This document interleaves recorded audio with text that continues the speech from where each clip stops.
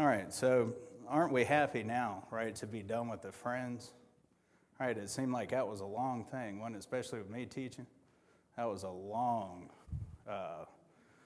deal with these friends, and they all, came and just kind of beat up Job, right? And what a long time coming. And then we had last week with Elihu, that was when you thought you were done with the friends at chapter 27, then Elihu came with another 6 chapters of just, drilling Job about everything. So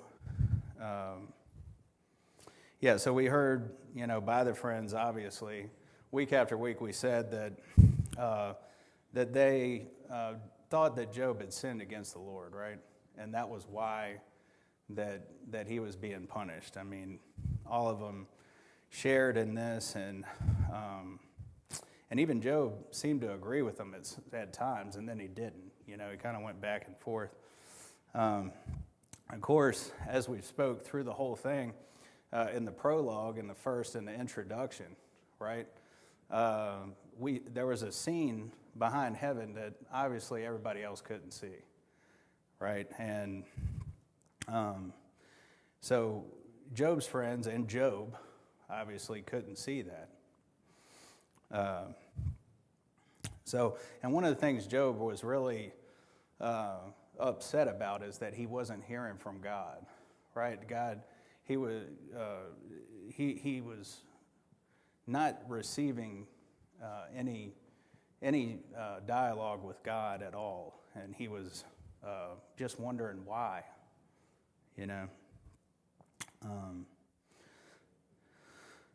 And Elihu, in chapter 37, verse 20, stated that, man couldn't speak with God in such a bold way that Job did. And he even said that he would be swallowed up. And this was their view of God, that he was too big, right? That you couldn't approach him, right? And aren't we thankful that our situation is before God today, right? That we can just speak to God kind of like how David did, real boldly. And even Hebrews, chapter 4, was it verse 12 that says we can approach the throne of grace in which way? Boldly, right? Boldly before God and let ourselves be heard. But not everybody had the same thoughts of God back then, He was this guy that was just too big for us. We can't speak to him. And, of course, this is Elihu attempted to be kind of like that mediator, too, right, that Job had been asking for. We said, in most of Job's discussions that he had asked for a mediator. So it was like almost Elihu was, this strong, smart young man, and he was saying, you old people don't really know anything, right? You think you do, but you don't really, just because you're old doesn't mean you're wise. And sometimes that's true, right? I mean, I've gotten some horrible advice from older people, but I've actually gotten some excellent advice too from older people. So it doesn't, I think some of the takeaway here is that everything doesn't apply to every situation, right? And sometimes older people are wise, sometimes they're not. Sometimes younger people are wise, and a lot of times we're not, So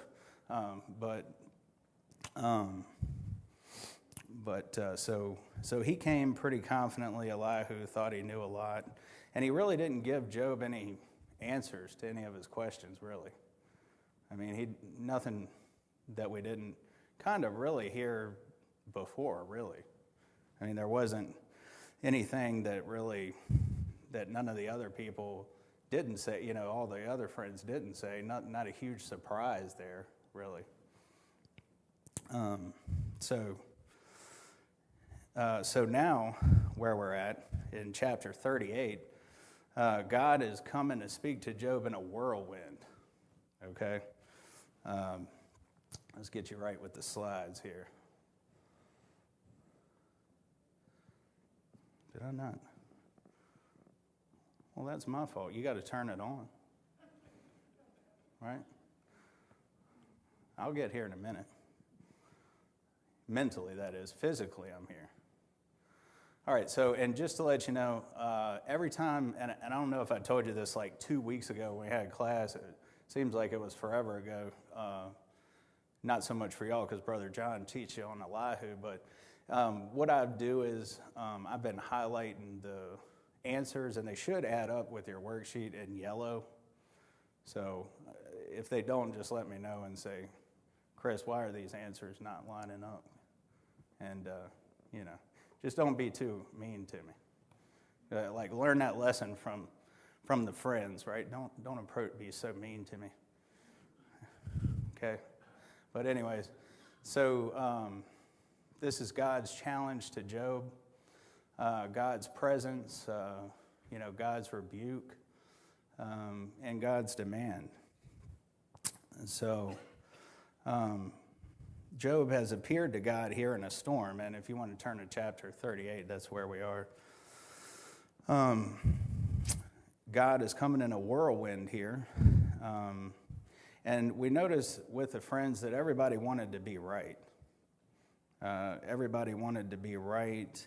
Job kind of thought that God, was going to come and just say, well, you know what, Job, you were right the whole time.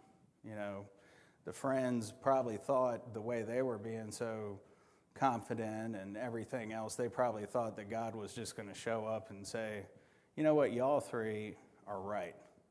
Job was horribly wrong. Job sinned. You three are, and 4 plus if you want to count Elihu, y'all are the best thing since peanut butter. Y'all been right the whole time, and there ain't no reason for for me to add anything, right? You guys have just been excellent. But that didn't happen, right? So let's go to Job 38, verse 2, okay? And so God appeared to Job here in a storm in verse 1, as we just said. And I'll read verse 2 for you here. Who is this that darkeneth counsel by words and knowledge? So what would this question have communicated to Job from God? What do you think God's trying to say here?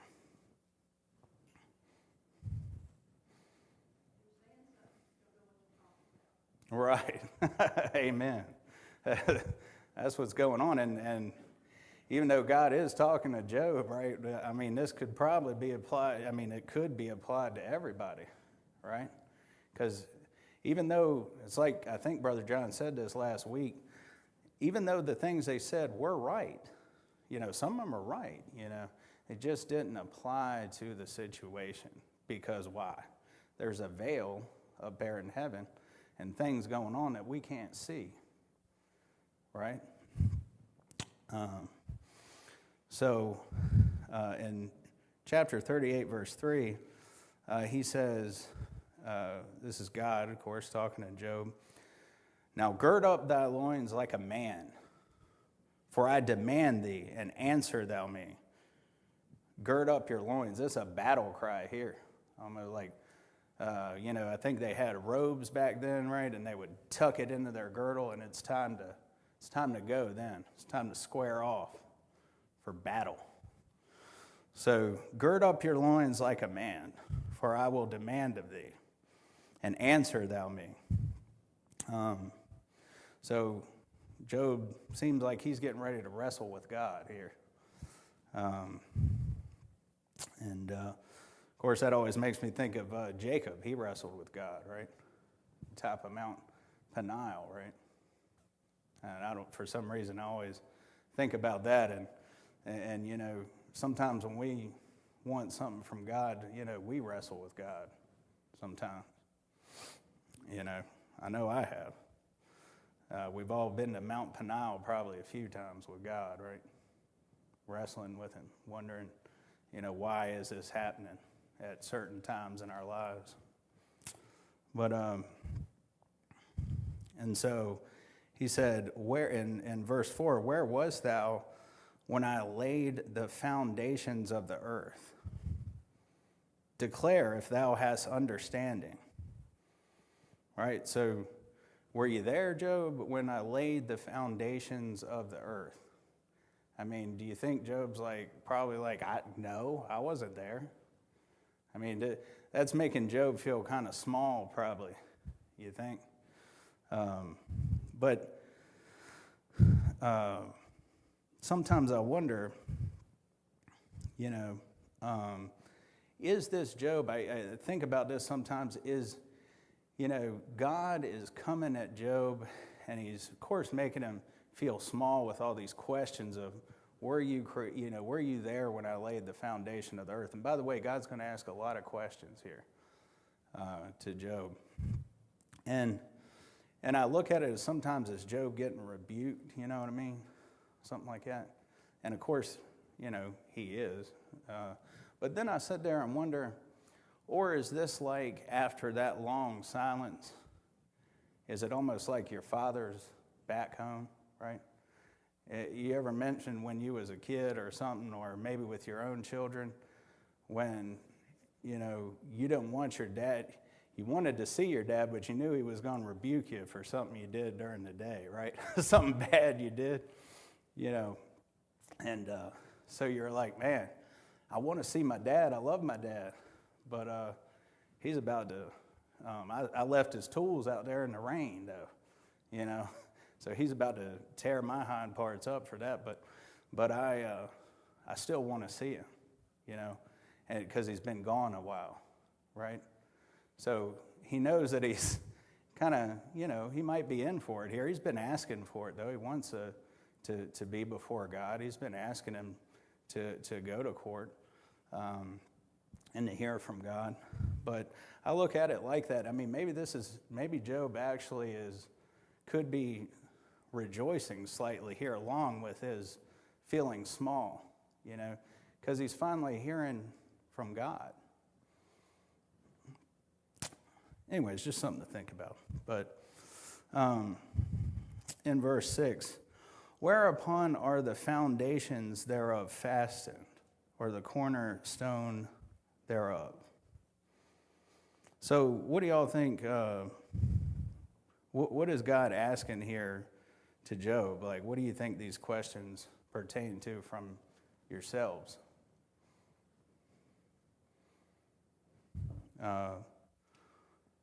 Whereupon are the foundations fastened, and who laid the cornerstone thereof? What do you think he's trying to say here? Right.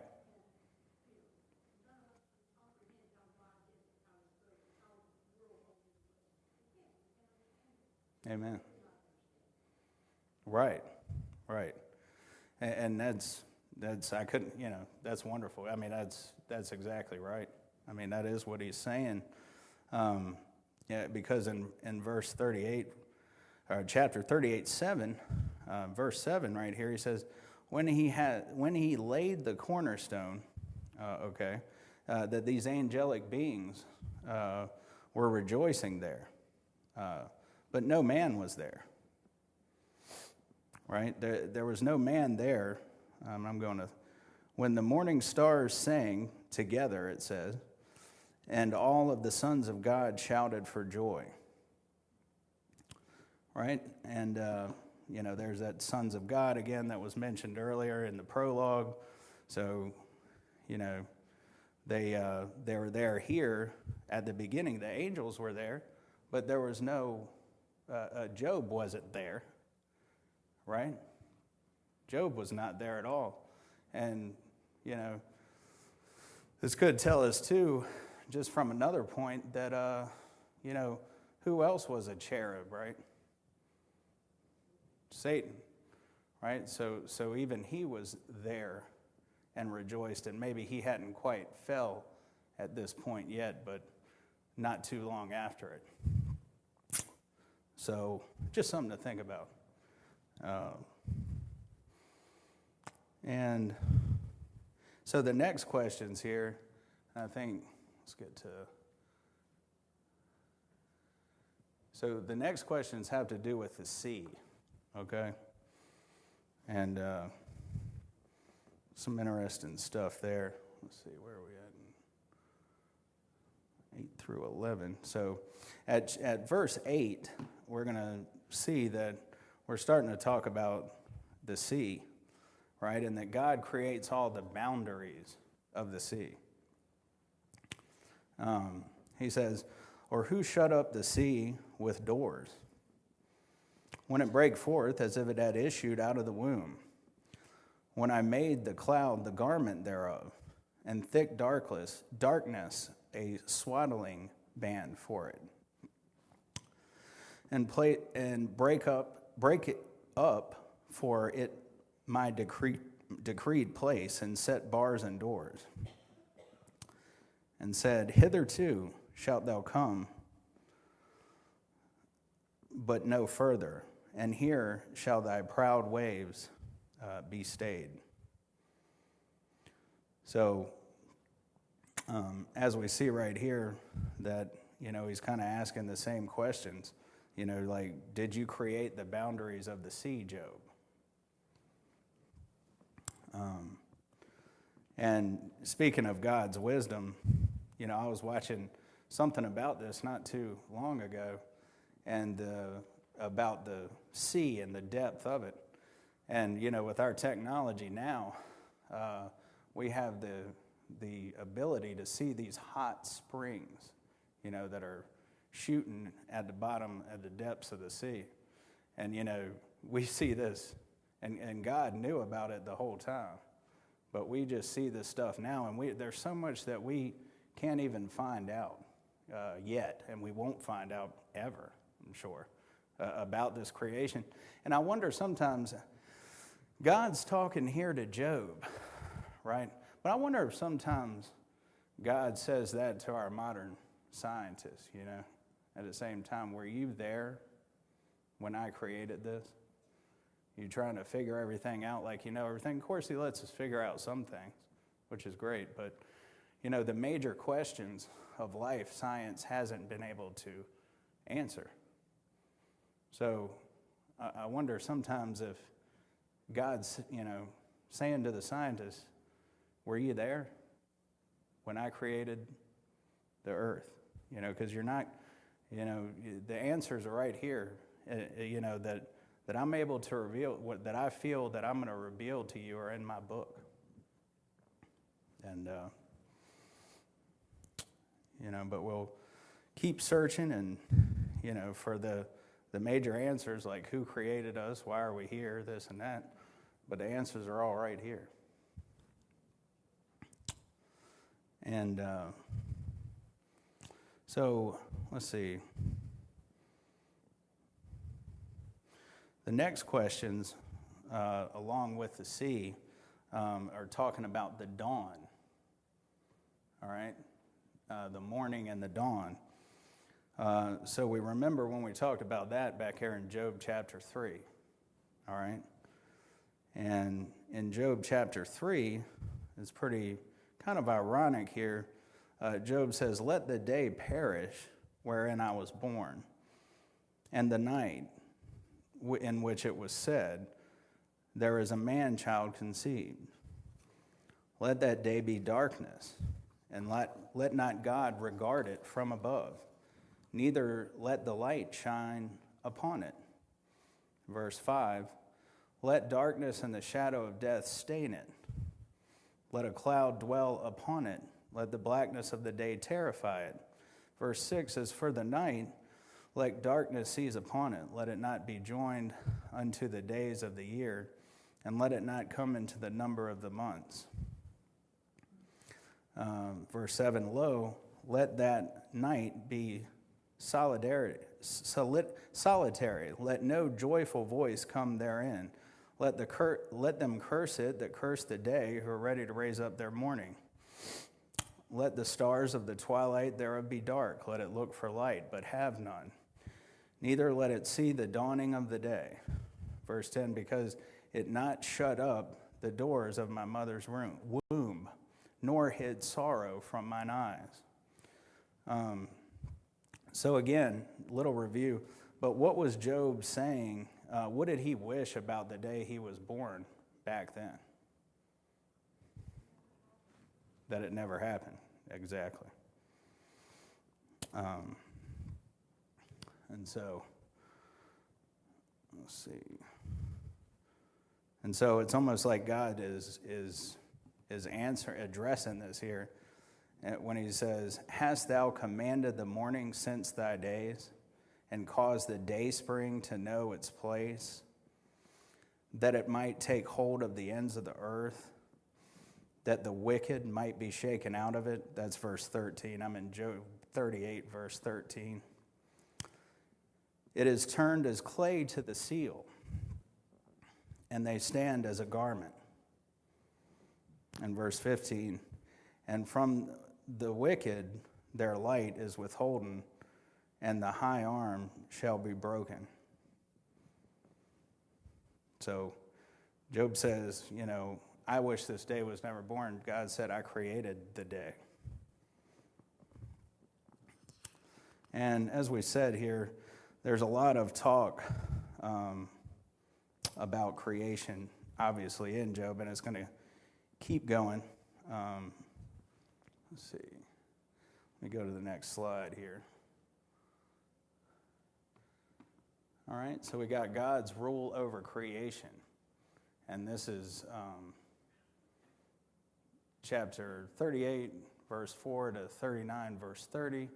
But we're going to start off in verse 16.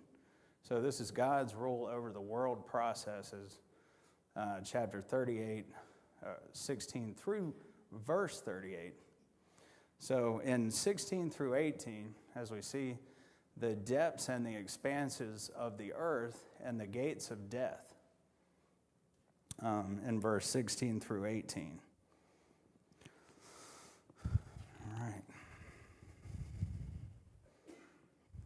All right. "Even more remote than the ocean is the underworld," right? Or Sheol, is what this commentary says. Job longed to visit Sheol to escape his suffering, right? So this is a good tie back to, do y'all remember when he said that? That he wished he would go to Sheol to escape his suffering. And but he couldn't do that, obviously. And so the unspoken question to his, or answer to his question here is obviously no. And then returning to the topic of light, God asked Job if he knew the path of light so he could control it.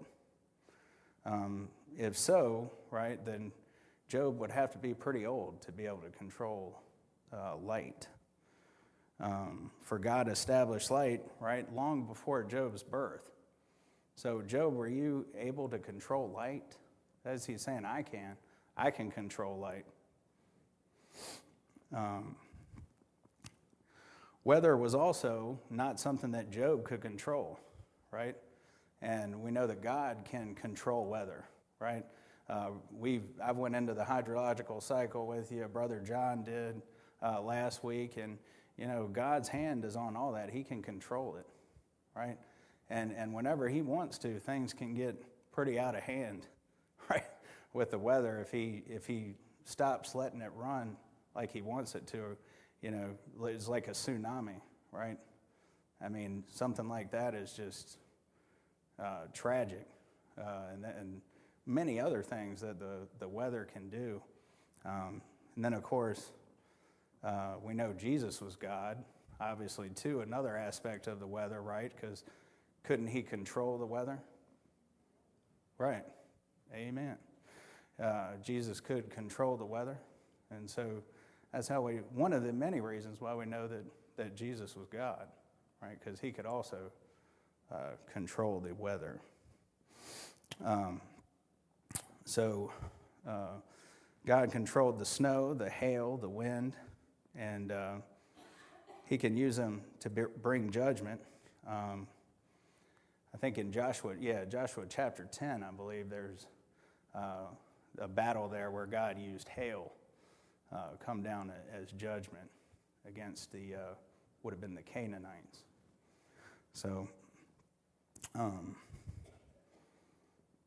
right. So right now I'm going to read Job 38, verse 25 through 27.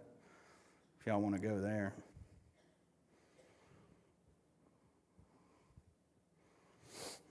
All right. Shouldn't take you too long. We should be in Job 38, so I'll go ahead and read those.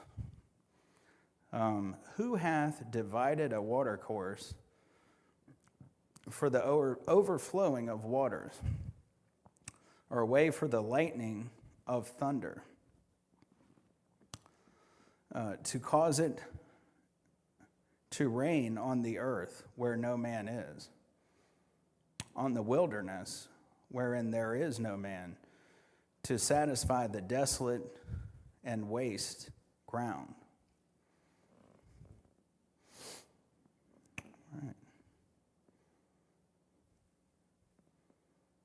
All right, so what does God show about himself by making it rain even in the barren wastelands? Right. Yep, that's true.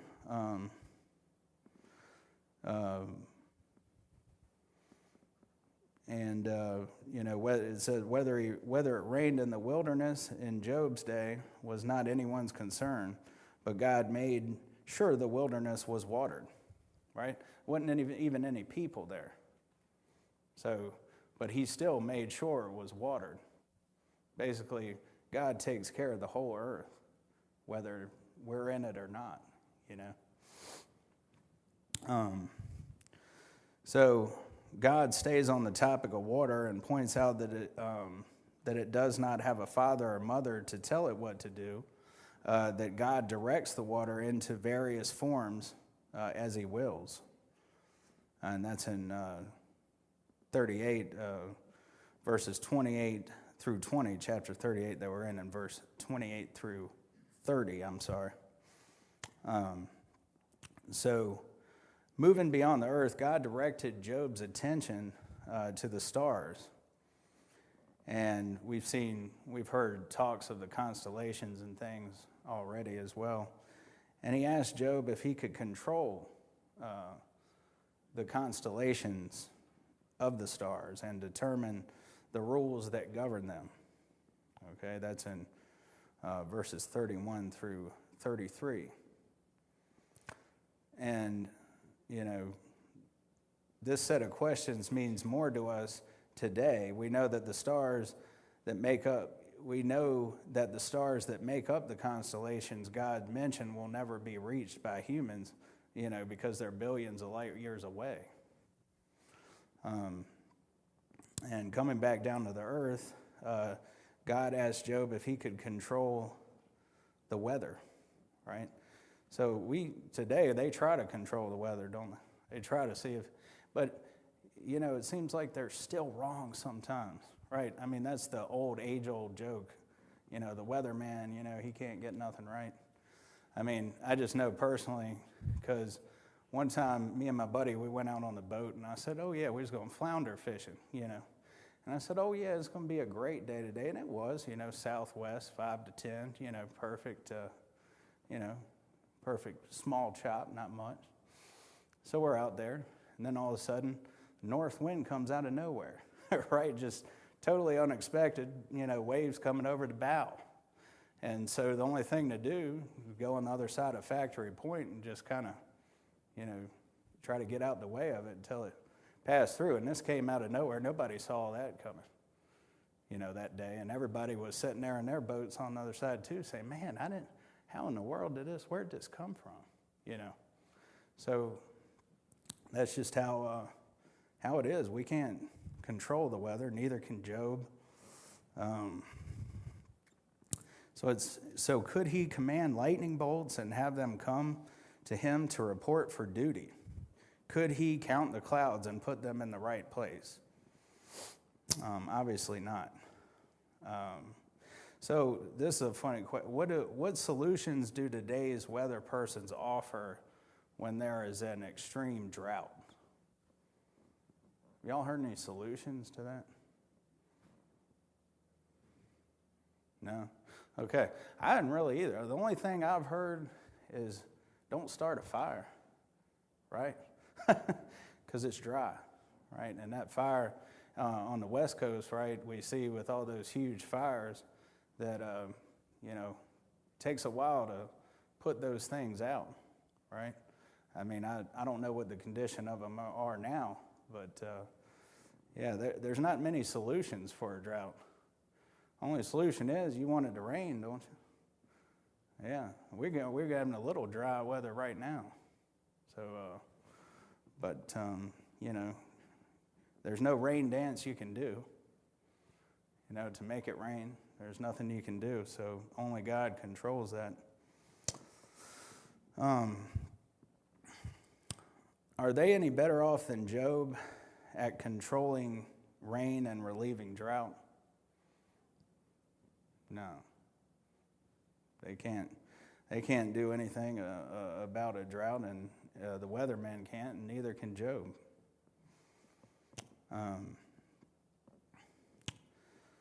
Let's see. The storms. All right. So we're going to go to the next slide now. If it'll go. There we go. All right. So now this is talking about God's rule over the animal kingdom. Some interesting stuff going on here. In the second portion of his first speech, God continued to ask questions of Job. He questions Job here about the animal kingdom. All right, and I'm going to read Job 38, verses 39 through 40. Ooh, good save.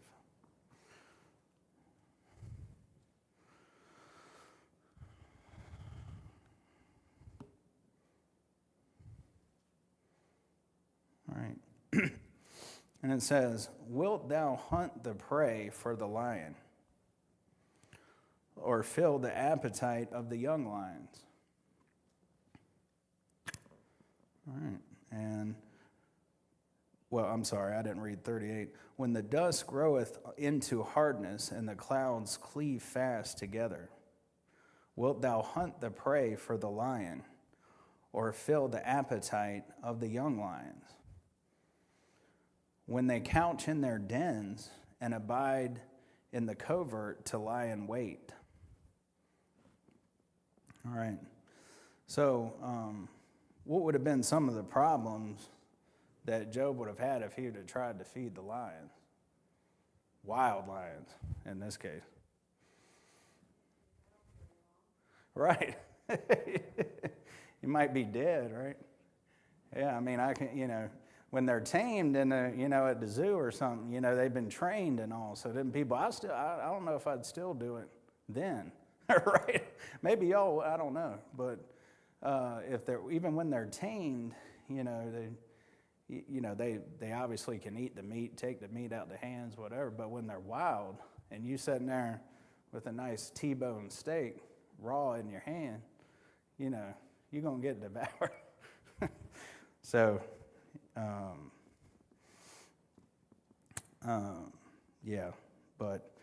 so Job's not going to do too good here, trying to feed all the lions.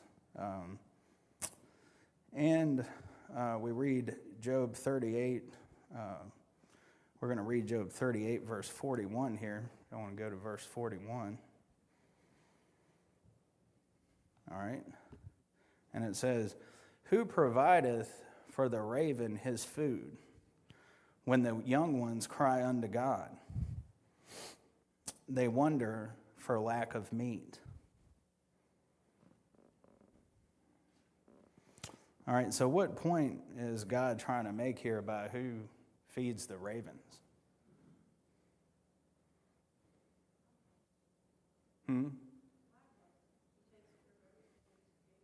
Right. Yep.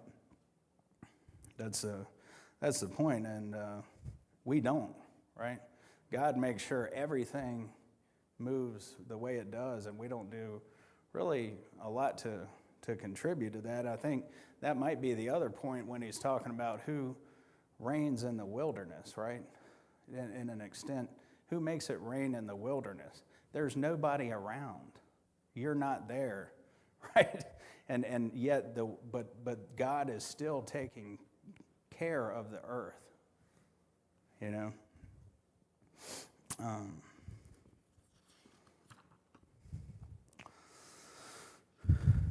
All right, so let's see. Most people could care less about ravens. We don't concern ourselves with them. But the next God questioned Job about taking care of pregnant mountain goats. All right, and deer, helping them give birth. Yeah, I don't think he had any part in that either, did he? Said taking care of pregnant mountain goats and helping them give birth. Chapter 39, verse 1 through 4. Let's see if we got a...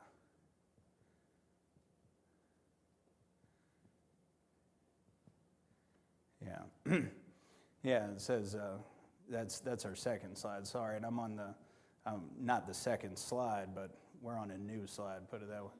And so I'm on the procreation of the mountain goat and the deer, right?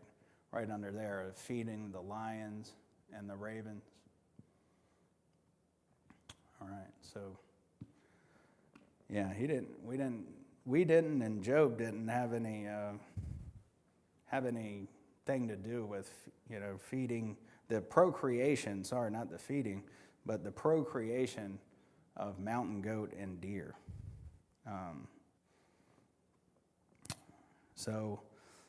The wild donkey, right, is able to enjoy its freedom because it has God to take care of it.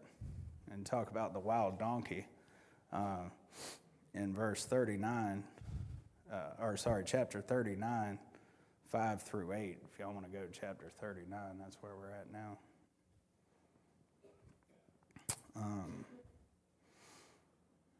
And so the dangerous wild ox always enjoys freedom with God as its caretaker. All right? The wild ox enjoys freedom. That's verse 9 through 12. And, wild ox got to be pretty strong, right? I don't think any of us is going to try to harness the strength of that. My granddad used to ride bulls, right? And I'll tell you what, I used to wonder how he did that. And then, of course, he would rope a calf and things like that, too, set up on the horse and rope it, jump off, tie his feet together, things like that. I always looked up to him for that. I ain't never done that. I've never rode a bull. But I'll tell you what, anything like that has got to be, that trying to tame a wild ox, I wouldn't want no part in that. But God doesn't. God can do it. And in verses 13 through 18, God used the ostrich, for his next example here. And they're under the stupidity of the peacock and the ostrich. Now, I didn't know an ostrich was stupid. Did y'all? You did? You knew they were dumb? Okay. See, I didn't know that. So that's pretty interesting, right? I know a peacock's beautiful, but my buddy had a peacock growing up on his farm, but I didn't know it was stupid. I just looked at it and he, fluff out the feathers and everything. So I didn't know if he was stupid or not, but I just thought it was a beautiful animal.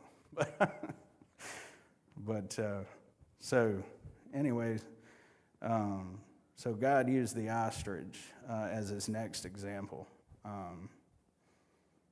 I've heard ostriches are quick, though. I will say, I think I'm right on that. I've heard they're real fast. So what do y'all think of when you see an ostrich? Or do you ever see an ostrich? where are ostriches at? I don't even. Where would, huh? You're in the zoo, okay.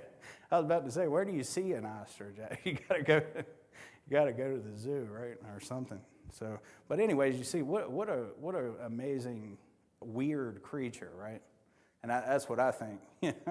What a weird creature, right?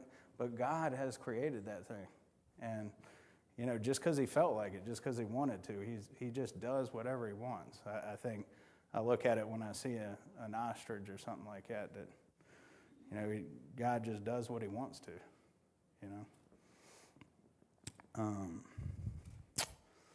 All right, so would you think of an ostrich as a sign of God's wisdom at all? No, not really. Yeah. But, still He created it, so there's some wisdom. I can't create an ostrich, so He's still wiser than I am, and Job, and his 3 friends. Right, right.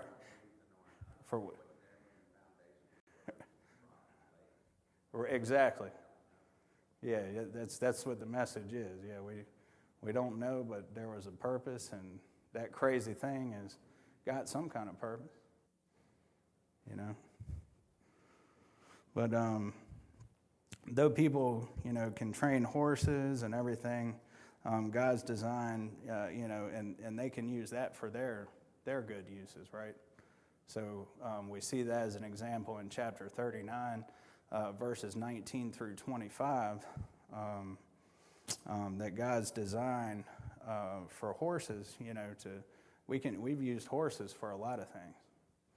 Like I say, my granddad rode horses. You could still ride horses today if you wanted to. You might not be able to get somewhere where a vehicle can't, right? If you're somewhere else.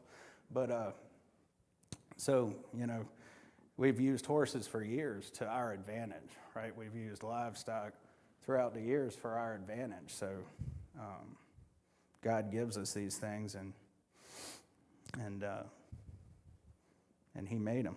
And you go back to creation, He even allowed us to name them, right? And gave us dominion. So in verses, let's see. Oh.